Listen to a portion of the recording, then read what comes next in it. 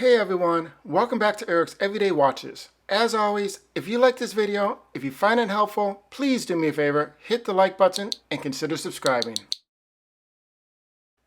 So the watch we're looking at today is the Orient Dive Watch, model RAAA08 11E19B. And yeah, that's a mouthful. A lot of people are referring to this as the Kamasu 2, and that is what we are going to call it. Now, if you wanted to pay full retail, you could head over to the Orient USA site and pay $350. Or go to one of your gray market sellers, such as Amazon, Joma Shop, or Pass the Watch, and pay closer to $2 to $240. I would suggest go ahead and save yourself a Benjamin. The watch comes in Orient's standard packaging. It's a black box with a metal top that has the Orient logo printed in black. It's your basic box. There's nothing wrong with it. There's also nothing particularly great about it either. It is perfectly fine. For a watch with a price point of around the $200 mark, it's better that Orient doesn't spend a lot on packaging. It's a decent looking box, even if it isn't meant to be a gift. The case, bezel, and bracelet on this watch are all stainless steel. The case is a good size, coming in with a diameter of 41.8 millimeters, but it actually wears smaller than its size. It has a compact lug-to-lug distance of 46.5 millimeters, which contributes to its wearability. Roughly 90% of this watch has a brushed finish to it, with only a hint of high polish in a few areas, including where the side and top of the case meets, a small section of the case which is visible above the end links, as well as parts of the bottom of the watch. This type of treatment offers a slight amount of bling while keeping the fingerprints at bay. As far as fits and finish, I gotta tell you guys, this is one of the nicest finishes I've seen in a while. Not only is the top of the case nice and smooth to the touch, but the areas where a lot of watches cut corners are nice here as well. I'm talking about the bottom of the case, the inside of the lugs, and the end of the clasp. They've all been given the same amount of attention to detail, and I absolutely love that. The case is one of the first things you notice about the watch, and Orient is coming out of the gates strong on this one. On the back of the watch, there's a screw-down case back with text that reads water-resistant 20 bar, sapphire crystal, and an etching of two dolphins, or at least that's what I see when I look at it. It kind of reminds me of one of those Rorschach ink tests, and it took me a while to see what it was. Maybe you see something different, I don't know. And inside that case, we have Orient's in-house F6922 movement, and that movement is a 22 joule automatic movement beating at 21,600 beats per hour. It has a 40-hour power reserve, it does hand wind, and it does hack. It's rated at -15 to +25 seconds per day. Now that is essentially the same movement as the Epson YN56, which is a movement that does not have the Orient branding, which is sometimes used in non-Orient watches. The crown at the 3 o'clock position is roughly 5.8 millimeters in width and 4 millimeters in depth. It is a screw-down crown. Unscrewing it sets it in a position to wind the watch, and pulling it out to the first position adjusts the day-date function. Pulling out to the second position adjusts the time. Now it is nice to see that they did sign the crown, but honestly, the Orient's logo is just very complex. And when it's used in this small of area, it just doesn't come across as being very distinguished. It might have worked better for them to just use the word Orient instead. The day and date are printed white on black, and I found them to be legible. The day-date window is split and has a metallic outline to it, matching the outline on the indices and the hands. Now, one extreme nitpick would be that the size of the date appears to be slightly larger than the size of the day. And that makes sense when you think about it, because the date only uses 2 digits, while the day of the week uses 3 characters. So increasing the font size is not uncommon. And I'm not sure why I noticed it on this particular watch and not others. Like I said, kind of an extreme nitpicky thing. So let's talk about the dial, starting with the fact that it's a gradient dial in the stunning teal color. It gradually gets darker as you move to the outside of the face.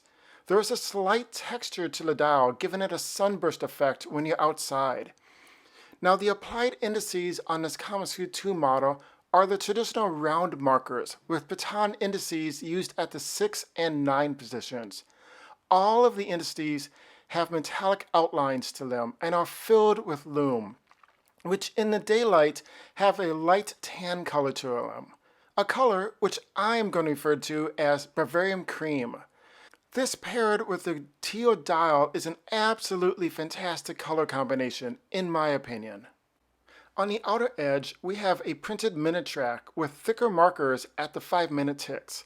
At the 12 o'clock position, underneath the clipped downward pointing triangle, we have the Orient logo embossed with the words Orient and Automatic printed directly on the dial.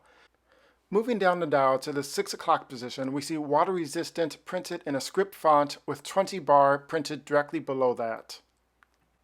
The sword-style minute hand and the arrow-shaped hour hand are also outlined in metallic and are filled with lume.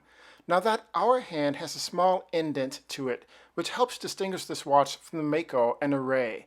This style of hands carries over from the first version of this watch. The lume on the dial is a green color lume, which is the same as the lume on the pip of the bezel. And that bezel is a 120 click unidirectional bezel with a coin edge to it, making it very easy to grip and turn. The audible click is more of a muted sound compared to the Seiko 5 diver, and it's very pleasant to hear. It sort of gives this watch an understated feeling to it. I had no trouble aligning the bezel to the 12 o'clock position. One of my only gripes on this watch is that the color of the aluminum bezel insert is so dark that I thought the entire bezel was black. It was only when I had this watch under my studio lights that I noticed that the 12 to 3 o'clock position is actually a dark green color. Even now, knowing that, I still struggle to see that this is a two-color bezel. Orient might have made this aspect of the watch a little too understated. Topping off that dial, we have a sapphire crystal, and the only downside to that is that sapphire crystal has no anti-reflective coating on it. Let's talk about the metal bracelet that comes with this watch. It's 22 millimeters at the lugs and tapers down to 20 millimeters at the clasp. That clasp is a fold-over safety push-button release with the Orient logo on it. It is a basic pressed clasp, but it does come with 4 micro adjustments. The bracelet has a slight rattle to it, but it's actually a decent quality for this price point. The links on the bracelet are solid with the end links being hollow. Now, one thing I did notice in my everyday use of this watch is that the bracelet does not align perfectly with the top of the case. It sits roughly 1 to 2 millimeters below the top of the lugs. It's another small nitpick, but something to keep in mind if you consider the watch. So let's list out the specs for this watch. We have a sapphire crystal, Orient's 6922 movement, a diameter of 41.8 millimeters, thickness of 13 millimeters, a lug width of 22 millimeters, and a lug-to-lug distance of 46.5 millimeters. And finally, let's wrap up by going over the pros and cons of this watch. Fit and finish, it's very smooth, there's no sharp edges, and it's not prone to fingerprints. It's very legible, both the time and day date. The clasp has 4 micro adjustments. The dial has a very pleasing colorway. There's 200 meters of water resistance, and that F6922 movement does have hand winding and a 40-hour power reserve. And let's not forget the sapphire crystal. For cons, I think that bezel color is a little bit of a letdown. It's just impossible to tell that it is a 2-color bezel. And also that sapphire crystal does not have any AR coating on it. So my overall impressions of this watch, if you picked it up from a gray market seller for around $200, there is a lot to like here.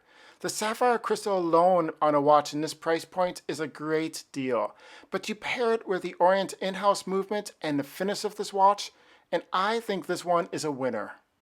If you agree, then I think it's easy to say that Kamasu 2 is for you.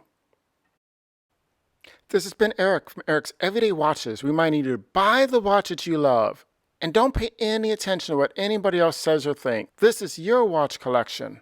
If you like this video, if you find it helpful in any way, please do me a favor, hit the like button and consider subscribing. I'll see you in the next video.